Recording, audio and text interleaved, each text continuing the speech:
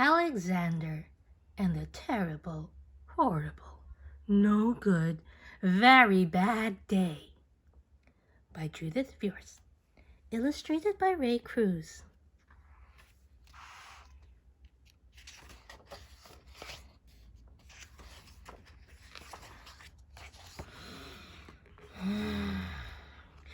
I went to sleep with gum in my mouth, and now there's gum in my hair.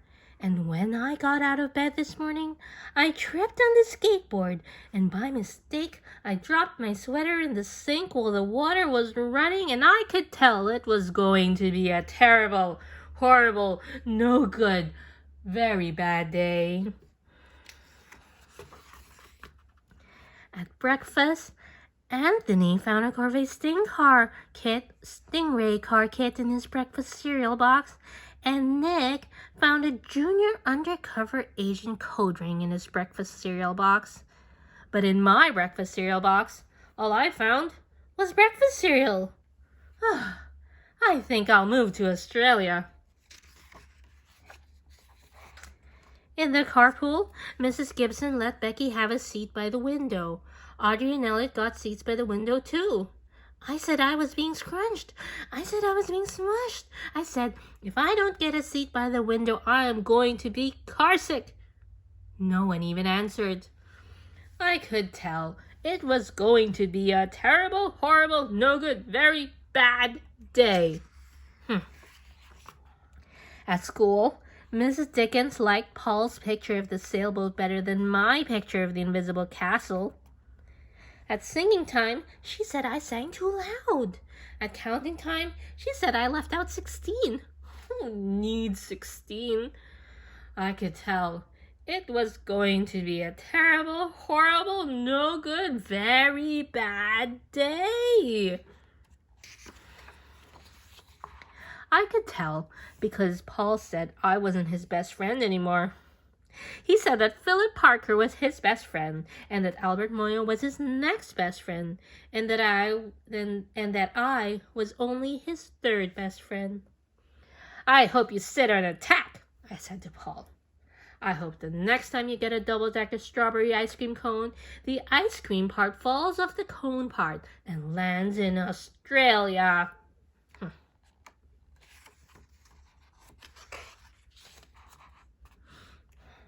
There were 2 cupcakes in Philip Parker's lunch bag, and Albert got a Hershey bar with almonds, and Paul's mother gave him a piece of jelly roll that had little coconut sprinkles on the top.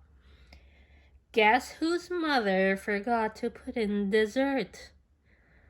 It was a terrible, horrible, no good, very bad day. That's what it was, because after school, my mom took us all to the dentist, and Dr. Fields found a cavity just in me. Come back next week and I'll fix it, said Dr. Fields. Next week, I said, I'm going to Australia.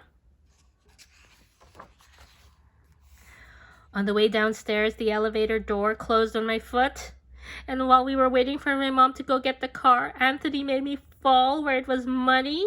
And then when I started crying because of the mud, Nick said I was a crybaby. And while I was punching Nick for saying crybaby, my mom came back with a car and scolded me for being muddy and fighting. I am having a terrible, horrible, no good, very bad day, I told everybody. No one even answered. So then we went to the shoe store to buy some sneakers. Anthony chose white ones with blue stripes. Nick chose red ones with white stripes. I chose blue ones with red stripes, but then the shoe man said, we're all sold out. They made me buy plain old white ones, but they can't make me wear them. When we picked up my dad at his office, he said I couldn't play with his copying machine, but I forgot.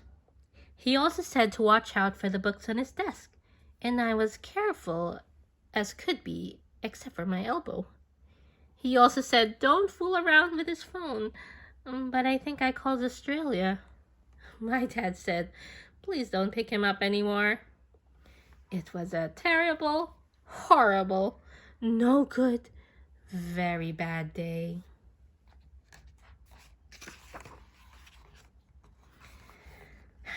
There were lima beans for dinner, and I hate limas. There was kissing on TV, and I hate kissing. My bath was too hot, I got soap in my eyes, my marble went down the drain, and I had to wear my railroad train pajamas. I hate my railroad train pajamas. When I went to bed, Nick took back the pillow he said I could keep, and the Mickey Mouse nightlight burned out, and I bit my tongue. The cat wants to sleep with Anthony, not with me. It has been a terrible, horrible, no good, very bad day. My mom says, some days are like that. Even in Australia. The end.